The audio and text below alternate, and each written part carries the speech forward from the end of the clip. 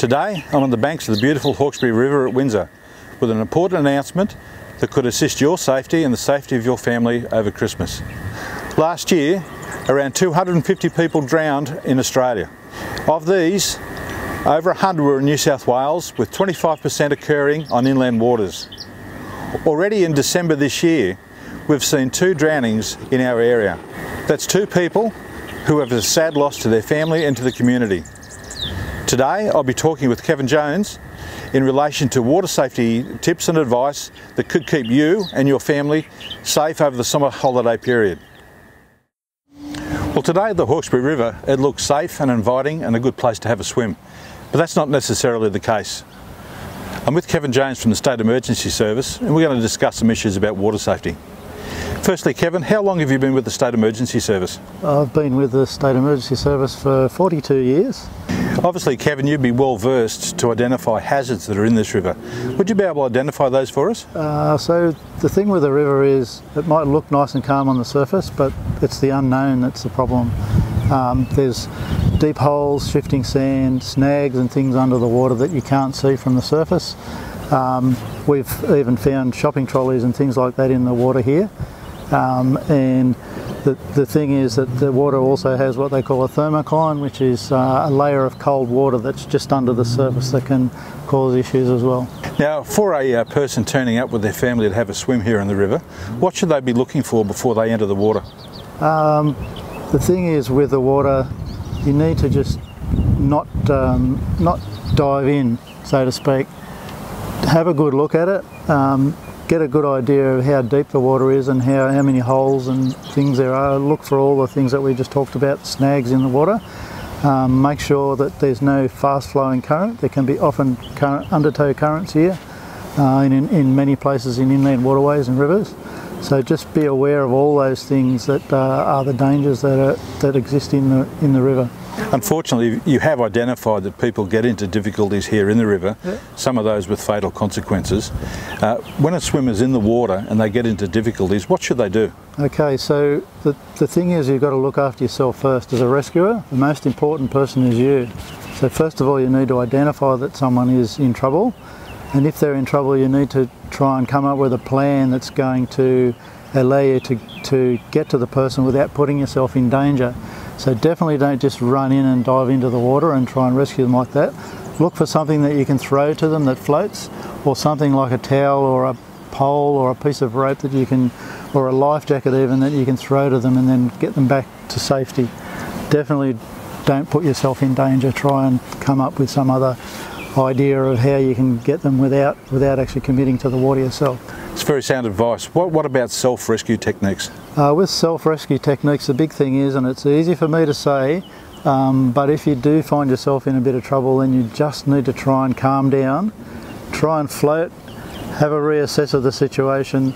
If you're getting cramps or things like that, then try and relax, because that's how you're going to eliminate the cramps, and then call out to someone for help and they might be able to throw you something that floats or whatever, with the rescue techniques that we talked about, and then they can help assist you back out of danger. So based on my experience with scuba diving, one of the lessons we teach students is that stop, think and act. Stop, think and act is stop, have a look at the situation. If you're not a good swimmer yourself, then don't go in the water. If you've got something there that floats, then try and get that to the person.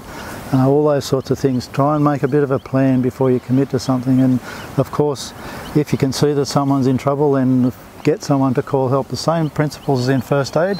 Get someone to ring 000 straight away while you're getting someone else to act on your plan of how you're going to try and assist a person. I suppose it'd be very important for someone on shore to keep constant eye contact with the people in the water? Keep eye contact with them, make sure you can see exactly where they are, yes. And then we know where to aim for and what to look for and where to look for you. Now, you mentioned a thermocline.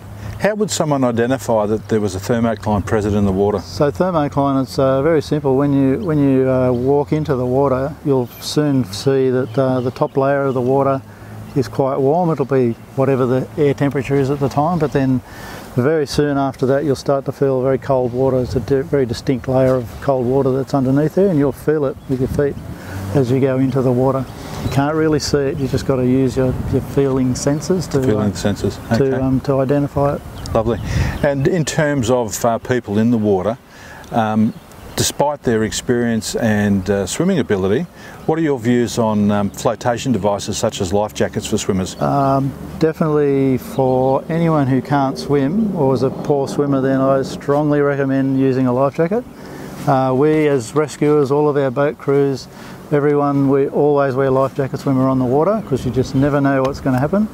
It might seem like a bit of an overkill when you're on a nice Sunday afternoon having a swim to cool down, but that life jacket might save your life, so I strongly recommend that you consider using life jackets, especially with kids.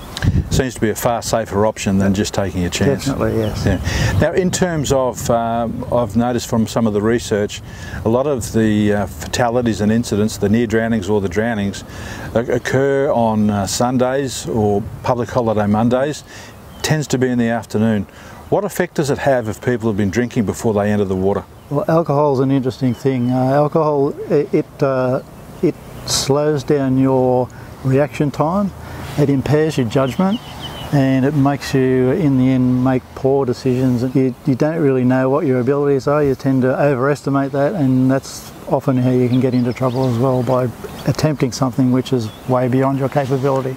So I suppose that alcohol makes people feel relaxed, a little bit overconfident. Yep.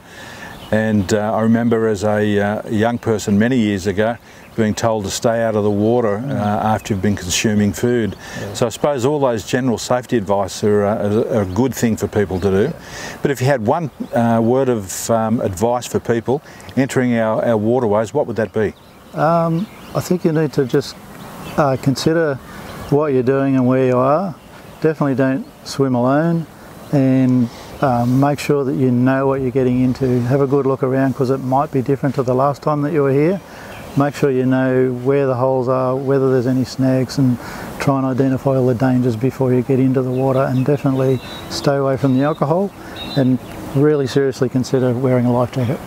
Yeah, that makes a lot of sense. A lot of my water experience has been in the ocean as a scuba diver. What can you tell us about the buoyancy of freshwater as opposed to the ocean? So people are definitely less buoyant in freshwater. The saltwater gives you that false sense of security. If you're used to swimming in the surf and the ocean, in the rivers that's freshwater, it's definitely fresh here, and you don't float as well. So you just need to be aware of that before you go in the water. Okay, so we have identified that there are, even on a day like today, potential hazards for people. Yep. And hopefully with that advice, particularly coming into the holiday season, because our data shows that between Christmas and New Year is a particularly dangerous period of time in the water. Kevin, thank you very much for those safety information today. Welcome. Hopefully that will be communicated to the community and we can keep people safe over the summer. In terms of a senior officer in this command, we'd like to thank you and the SES people for the work you do in the community. It's greatly appreciated, and hopefully we can have a safe summer. Thanks. Thank you. Every death by drowning is a tragedy. Unfortunately, many of these tragedies could have been avoided. By reflecting on the advice that was given to you today by the State Emergency Service and the New South Wales Police Force, you may be able to keep yourself and your family safer. The community values you. We want to make certain you have a safe summer holiday and particularly take care around our inland waterways.